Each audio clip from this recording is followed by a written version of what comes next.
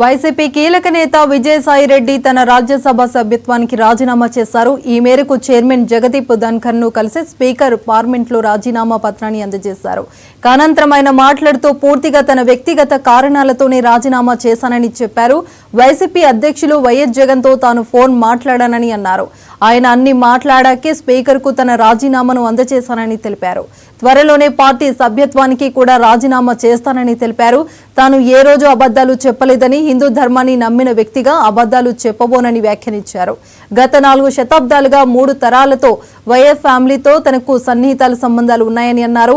ఈ కుటుంబంతో నాకు ఎలాంటి విభేదాలు లేవు, ఇక మీదట రావని స్పష్టం చేశారు. వ్యక్తిగత కారణాల వల్ల నా యొక్క రాజ్యసభ సభ్యత్వానికి ఇంకా 3.5 సంవత్సర కాలం ఉన్నప్పటికీ కూడా రాజీనామాని ఉపరాష్ట్రపతి గారు మా యొక్క రాజ్యసభ చైర్మన్ అధ్యక్షుల వారికి సమర్పించడం జరిగింది.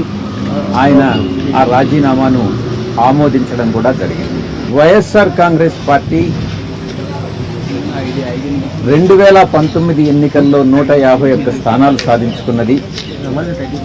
2024 ఎన్నికల్లో 40% ఓటింగ్ సాధించుకున్నది. జగన్మోహన్ రెడ్డి గారు లండన్లో ఉన్నారు. ఆయనతో నేను ఫోన్లో మాట్లాడి అన్నీ చాలా వివరంగా వివరించడం జరిగింది. అన్నీ వివరించిన తర్వాతనే నేను ఈ రాజీనామా పత్రాన్ని అధ్యక్షుల వారికి సమర్పించడం జరిగింది. నా సుదీర్ఘ రాజకీయ జీవితంలో నాకు తెలిసి నేను ఏ రోజు అబద్ధాలు చెప్పలేదు. ఒక హిందూ ధర్మాన్ని నమ్మినటువంటి వ్యక్తిగా, వెంకటేశ్వర స్వామిని నమ్ముకున్నటువంటి వ్యక్తిగా నేను అబద్ధాలు చెప్తాను అని చెప్పను. అలా చెప్పుతాను అని ఎవరైనా నమ్మినట్లయితే అది మీ యొక్క విజ్ఞతకే వదిలేస్తున్నాను.